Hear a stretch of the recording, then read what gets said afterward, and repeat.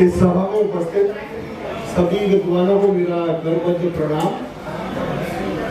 आशा जी और रवि जी को बहुत बहुत शुभकामनाएं। यहाँ पे बामी सर जब बोल के गए थे पुनर्जन्म का, तो मुझे कुछ ऐसा लगता है कि कहीं ना कहीं मेरा कनेक्शन जो है वो ज्योतिष में पिछले जन्म से रहा। और मुझे अभी ऐसा लगता है कि अगर मेरी आर्टरीज और वेद को काट के देखा जाए तो कहीं ना कहीं आपको कृष्णमूर्ति पद्धति और मॉडर्न वास्तु बहती हुई दिखाई देगी। भाई मैंने कृष्णमूर्ति पद्धति जो मैंने सीखी सारी, जो बड़े गुरुजी कृष्णमूर्ति सर, उनकी जो भी टेक्स्ट थे पुराने, जो भी उनकी किताबें थी, वो मुझे कंठस्थ मुझे याद है। तो बड़े गुरुजी से प्रैक्टिकली अगर मैं कहूँ तो मैं एक तरह से उनका एकलव्य रहा। वो मेरे लिए गुरु द्रोण थे। सब कुछ मैंने उनकी किताबों से सीखा और बाद में जब मैंने कृष्णमूर्ति पद्धति और सीखनी चाहिए तो प्रोफेसर हरिहरन कृष्णमूर्ति सर जो उनके बेटे हैं, उनसे मैंने कृष्णमूर्ति पद्धति मैंने सीखी। और मॉडर्न वास्तु कुछ ऐसा है, अगर मैं अपनी if it is not considered growing my own trumpet, तकरीबन महीने में 15 वास्तु विजिट मैं करता हूँ। और मुझे कभी कभी लगता है कि मुझे प्लैनेट पे कहीं भी खड़ा कर दो मैं वास्तु कर लूंगा। तो ये कहीं ना कहीं मुझे ऐसा लगता है कि वास्तु पुरुष देवता से मेरा ऐसा कनेक्शन है कि मुझे अंदर से ऐसा लगता है। आज मैं जिस टॉपिक पे बात करना चाहता हूँ उस टॉपिक को मैं 10 मिनट में खत्म जरूर करना चाहूंगा, लेकिन ये वो टॉपिक है जिसमें तकरीबन मैं 3 क्लासेस लेता हूँ और वो गोचर है, ट्रांजिट। अगर किसी एस्ट्रोलॉजर को गोचर ढंग से नहीं आता तो आप ये समझ लीजिए कि आप सिर्फ 50% एस्ट्रोलॉजर हैं। शायद 1997 की बात है, 94 में मैं कहीं पोस्टेड था, उसके बाद मेरी पोस्टिंग दिल्ली हुई और मैं बड़े हाई प्रोफाइल जॉब में था। मेरी एक मीटिंग थी 1997 में माता चारण देवी हॉस्पिटल में, I was doing some cardiac clinic. तो मुझे एक मैनेजर को मुझे कॉल करना था अहमदाबाद में, उस समय एसटीडी पीसीओ होते थे। तो चारण देवी के पास एक नाला था, नाले को क्रॉस करके तो जगह मुझे अभी याद नहीं, शायद सर मोहन पार्क थी, महेंद्र पार्क। तो मैं वहाँ एसटीडी पीसीओ का मैं कॉल करने गया, तभी मैंने देखा मेरे बराबर से तेजी से एक नौजवान, चौड़े कंधे, मोटी गर्दन, बड़ा खूबसूरत सा इंसान मेरे बराबर से निकल के गया।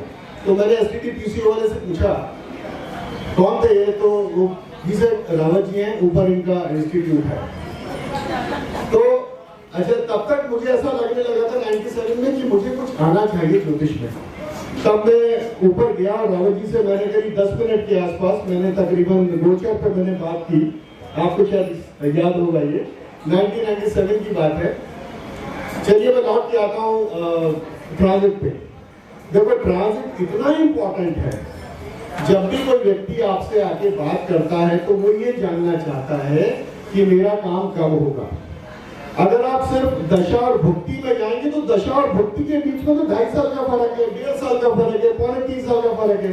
वो आपसे ये पूछने नहीं आया कि 3 साल में मेरा काम होगा नहीं होगा। He wants A precise answer कि मेरा काम कब होगा। तो जब आप कृष्णमूर्ति पद्धति जब आप पढ़ते, सपोज उसका प्रश्न है कि क्या मुझे पैतृक संपत्ति मिलेगी, कब मिलेगी, तो सबसे पहले हमको ये पता होना चाहिए कि पैतृक संपत्ति का जो कोऑर्डिनेट है, कॉम्बिनेशन है, वो क्या है। जब हम अपना घर बनाते हैं तो बड़े गुरुजी ने, कृष्णमूर्ति सर ने क्या बोला कि कोई भी घर अकेला फल नहीं देता, you have to have a combination of houses.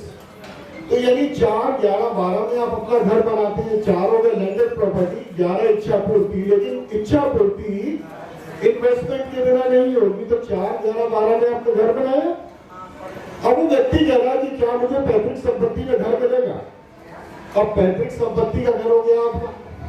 अब अगर मेरे फादर मुझे घर देंगे तो मुझसे 12 तो लेंगे नहीं, तो मुझे पैतृक संपत्ति में घर मिला 4, 8, 11। इसका मतलब यह है कि जैसे उस व्यक्ति ने प्रश्न किया क्या मुझे पैतृक संपत्ति मिलेगी, तो आपने पहले चेक किया डीबीए प्लानेट, दशा भुक्ति अंतर के प्लानेट, कि 4, 8, 11 का पीरियड कब से आ रहा है। तो आपने ये रियलाइज किया कि करीब 27 मार्च से इसका डीबीए में 4, 8, 11 आ रहा है। और कब तक चला, सितंबर तक चला या अक्टूबर तक चला। अब आता है मेन काम कि आपने 4, 8, 11 वाले सिग्निफिकेंटली प्लैनेट ढूंढने हैं कि इसकी कुंडली में ऐसे कौन से प्लैनेट हैं जो 4, 8, 11 को सिग्निफाई कर रहे हैं। और केपी का गोचर लगाने के लिए कम से कम आपको 3 प्लैनेट आपको ऐसे ढूंढने हैं जो घटना को सिग्निफाई करते हैं।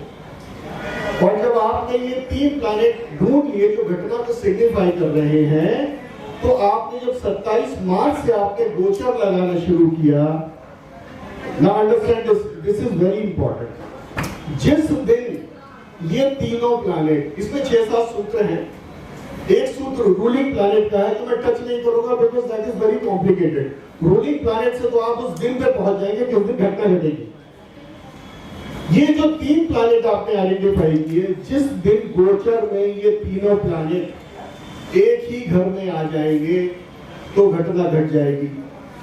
पहली चीज, अगर साथ में चंद्रमा भी इनके ऊपर से गोचर करके निकल गया या गोचर में इनके साथ उसी हाउस में आ गए तीनों के साथ, तो अगले 2.25 दिन में घटना घट जाएगी। लेकिन उस कंडीशन में चंद्रमा का भी सिग्निफिकेंटली प्लैनेट होना जरूरी है, यानी चंद्रमा भी अपने चारों स्टेप में प्लैनेट, नक्षत्र लॉर्ड, सब लॉर्ड और सब लॉर्ड का नक्षत्र लॉर्ड, इन चारों में चंद्रमा भी 4 और 11 का सिग्निफिकेटर बनना चाहिए।